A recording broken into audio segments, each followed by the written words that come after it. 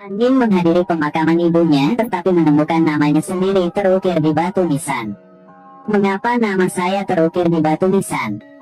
Tepatnya, 5 menit yang lalu, saat Andin datang menghadiri pemakaman ibunya. Anehnya, sekelompok orang asing juga menghadiri pemakaman itu. Mereka terus menatapnya dengan mata kosong. Tiba-tiba, dia bertemu dengan bibi yang aneh. Orang ini sepertinya pernah bertemu di suatu tempat sebelumnya. Tapi dia tidak bisa ingat. Pemakaman akan segera dimulai. Sang ayah memberi Andin payung dan berkata dia akan membeli bunga. Pada saat inilah truk membawa batu nisan datang. Kaca depan truk retak, seolah-olah baru saja mengalami kecelakaan. Sopir memainkan sebuah lagu. Beberapa puluh meter jauhnya, Andin masih dapat mendengar lagu itu. Memutar kepalanya, dia melihat kelompok tamu lain menatapnya pada saat yang sama. Tiba-tiba puntung rokok jatuh ke tangan pengemudi. Dia terbakar, menyentakkan tangannya ke belakang, lalu melepaskan joystick mesin derek. Derek yang kehilangan kendali berbelok ke sisi ini. Batu nisan jatuh dari langit. Pada buka matanya lagi, dia sudah kembali ke mobil. Andin sangat terkejut, dia menganggap itu hanyalah sebuah mimpian. Ketika dia turun dari mobil, dia mengikuti ayahnya selangkah demi selangkah ke makam ibunya. Aneh bahwa orang asing dalam mimpi itu muncul di sini. Sang ayah bertanya, "Di mana batu nisan itu?" Bahkan kalimat ini seperti dalam mimpi. Sang ayah lagi berikan payung kepada Andin dan berkata bahwa dia akan pergi untuk membeli bunga. Sang ayah baru saja pergi ketika truk derek itu tiba. Andin panik dan melangkah mundur. Sekali lagi bibi yang aneh itu. Andin sangat ketakutan, berbalik dan berlari seperti orang gila. Dia berlari ke toko bunga untuk menemukan ayahnya. "Mengapa nak kesini?" Itu bukan mimpi. Itu adalah ramalan. Andin sangat ketakutan sehingga dia berbicara dalam kebingungan, tanpa awal atau akhir. Sang ayah mengira itu karena dia terlalu lelah. Pemilik toko bunga memotong bunga dan memberikannya kepada ayahnya. "Inginkah Anda yang membeli bunga untuk putri Anda? Bukankah itu adalah ingin putri saya mati?" Ayah yang marah melemparkan buket itu di tempat. Dia tidak lagi ingin membelinya. Si pemilik toko bunga yang tentu saja tidak setuju. "Jika Anda tidak..." Pada saat keduanya berjuang, Andin melihat telepon dengan layar rusak di atas meja. Ponsel ini dimainkan lagu yang sama dalam mimpinya. Tiba-tiba pemilik toko bunga jatuh padanya. Gunting ditancapkan langsung ke jantung Andin. Andin melihat ke arah jam dan melihat bahwa itu adalah jam 4:45. Andin yang sekali sadar kembali. Dia lagi kembali ke waktunya dalam mobil. Dia sangat takut sehingga dia bergegas keluar dari mobil dan memberitahu ayahnya bahwa dia sudah meninggal 2 kali. Dia sangat takut, dia ingin pulang ke rumah. Tapi ayah bilang hari ini pemakaman ibu, jangan ribut. Andin tiba-tiba menimbulkan ide. Jika dia tahu sebelumnya bahwa dia akan mati, apakah dia bisa menghindarinya? Dia aktif meminta untuk pergi membeli bunga dengan ayahnya, dan berulang kali mengatakan bahwa ayahnya tidak boleh bertentangan dengan pemilik toko bunga. Tapi tanpa diduga bahwa kali ini sang ayah aktif ingin membeli 2 karangan bunga. Bukankah hal ini yang adalah ingin dia mati? Mungkinkah ayahnya juga kaki tangannya? Memang, bahaya sekali lagi datang. Pemilik toko bunga meletakkan handuk di panci presto. Kompor tekanan meledak. Tutup panci terbang lurus ke arah Andin. Untungnya, Andin dengan cepat menghindar ke samping untuk menghindari pukulan fatal. Dia berlari keluar dari toko bunga dalam ketakutan dan berlari ke bibi yang aneh lagi. Pada saat ini, ayahnya mengikutinya yang keluar. Andin masih khawatir tentang fakta bahwa dia membeli 2 karangan bunga. Mengapa ayah membeli 2 karangan bunga? Sang ayah bergegas ke tempat putrinya. Ternyata di genangan air sebelahnya ada kabel yang bocor. Sang ayah telah menyelamatkan nyawanya. Pada saat ini, pembicara di toko bunga memainkan lagu yang sudah dikenalnya lagi. Anin menoleh untuk melihat jam. 20 detik tersisa hingga jam 4:45. Apakah kematian akan segera datang padanya? 3.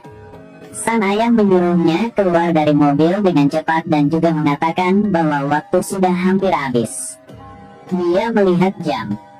8 menit tersisa sampai jam 4:45. Dia tidak lagi mempercayai ayahnya. Apakah ayah tahu sesuatu? Tahu apa? Waktu hampir habis, bukan? Setiap jam 4:45 menit. Saya akan mati pada waktu itu. Ayah yang ditanya putrinya tidak mengerti apa-apa. Anin memutuskan untuk membuktikannya padanya. Dia mengatakan bahwa ketika bir pertama tiba, dia akan dihancurkan sampai mati olehnya.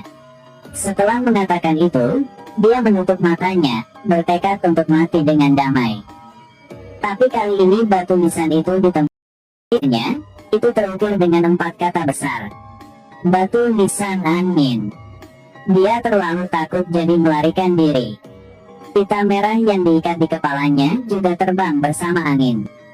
Dia berlari ke mobil untuk mengambil kunci, siap untuk pergi. Tiba-tiba dia mengangkat kepalanya, melihat Nipper dan membeku. Dia ingat bahwa setiap kali sebelum dia meninggal, sesuatu di gelas ayahnya akan bergetar bolak-balik. Kali pertama adalah ayunan di tempat kuburan.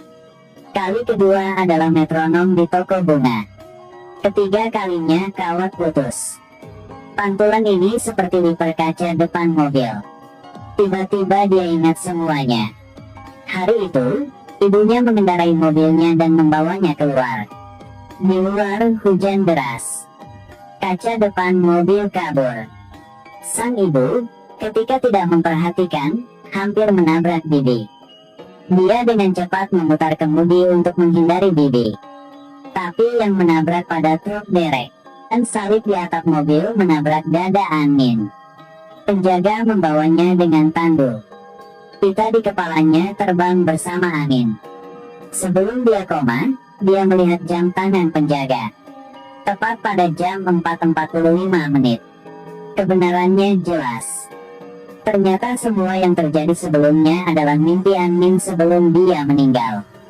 Hal pertama yang dia lihat setelah kecelakaan itu adalah pecahan kaca. Jadi pecahan kaca muncul 3 kali dalam mimpinya. Kaca depan derek. Layar ponsel paman di toko kelontong. Ketiga kalinya adalah di kacamata ayahnya.